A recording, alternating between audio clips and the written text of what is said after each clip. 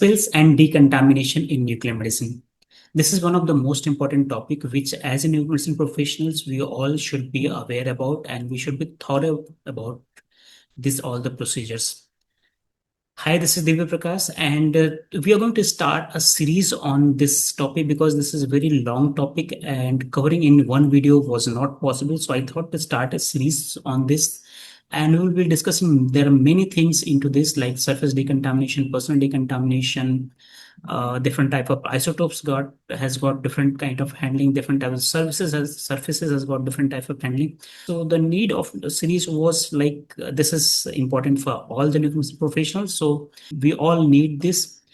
And many of us may not be aware about the correct procedures for all the decontamination procedures, and there are very few references available on this topic which are in detail and those which cover everything about all the aspects of spill and decontamination.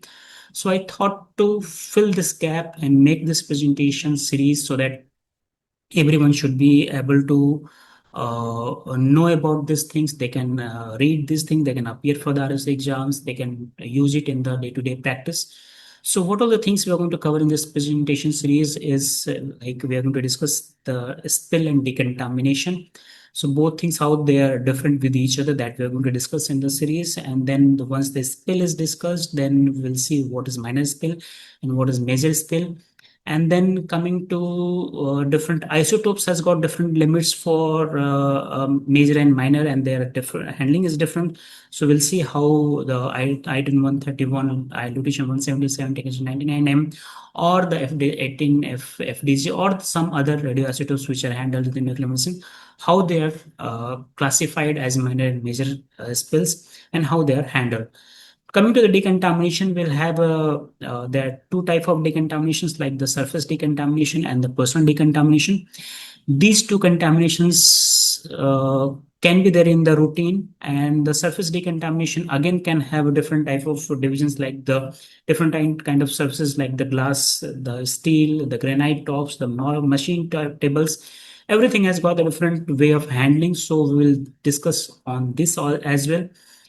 Coming to the personal decontamination, again, there are two type of decontaminations in personal decontamination, is external and the internal. Both way of handling is different, so we'll discuss on this as well. And all this decontaminations require different type of solutions to handle, and that those again depends upon the isotope to isotopes. So how those solutions can be prepared, can be kept ready for routine operations. So we'll see those, for example, for iodine 131, there are different solutions used. For lutetium 177, there are different solutions used. And if for other isotopes, so different, that can be different approaches altogether. So we'll see everything in this presentation series. So stay tuned. We'll see in the next video very soon. Thank you very much.